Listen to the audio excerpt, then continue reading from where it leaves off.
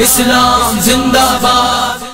سنن دارمی میں یہ حدیث موجود ہے کہ حضرت ابن سیرین کا لکھا ہے وہاں پہ جلد نمبر 1 صفحہ نمبر 109، اسماء بن عبید کہتے ہیں داخل رجلان من اصحاب الاہواء علی ابن سیرین، دو تبلیغی آ گئے، دو تبلیغی آ گئے امام ابن سیرین کے پاس اور آ کے کہتے ہیں یا ابا بکر نحدثو کا بے حدیث، ہم ذرا درس حدیث دینا چاہتے ہیں، ذرا یہ پس منظر ذہن میں کو جب تمہاری مسجدوں میں وہ دین فروش آ جاتے ہیں، نحدثو کا بے حدیث، ہم ایک حدیث ذرا بیان کرنا چاہتے ہیں۔ تو امام ابن سیرین نے کہا لا، میں نہیں سنوں گا، حالانکہ حدیث ہے۔ قالا فنقرأ علیک آیۃ من کتاب اللہ، حدیث نہیں سنتے تو پھر آیت تو سن لو گے نا، ہم تجھے صرف قرآن کی آیت سنائیں گے۔ لوگ کہتے ہیں سبق ہی پڑھانا ہے بچوں کو، جہاں سے پڑھا لے، جمعہ ہی پڑھنا ہے جہاں پڑھ لے۔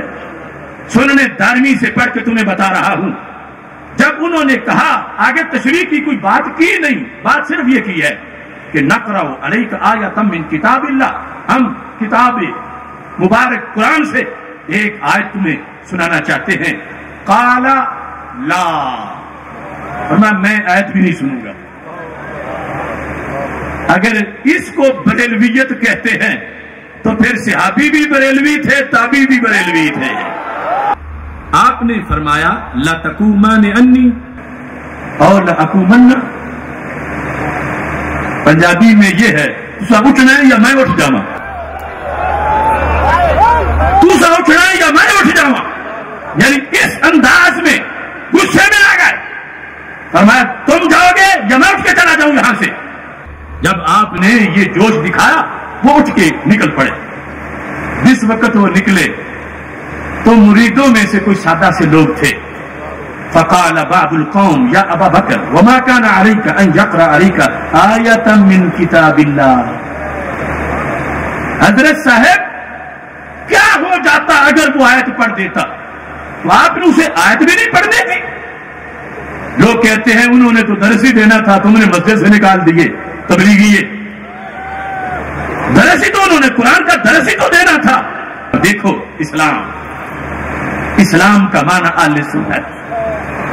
اندرونی محاذ پر حضرت ابن سیرین کہنے لگے انی خشیت ان یقرأ علی آیۃ فیحرفانھا، میں نے خطرہ محسوس کیا کہ یہ آیت پڑھیں گے تو اس کی کوئی غلط تشریح کریں گے، مجھے ڈر ہے کہیں میرے دل میں اس کی بے برکتی نہ آ جائے۔ لوگ کہتے ہیں میں تو عالم ہوں، مجھے کیا اثر ہوگا، تو میں کہتا ہوں ابن سیرین سے بڑے عالم ہوں۔ ابن سیرین کہتے ہیں میں نے اس لیے نہیں پڑھنے دیا اس کو، فَيَقِرَّ ذَلِكَ فِي قَلْبِي، یہ اس کی گھڑی ہوئی بات میرے دل میں کہیں اثر نہ کر جائے، پکی نہ ہو جائے، اس لیے میں نے اس کو نہیں پڑھنے دیا۔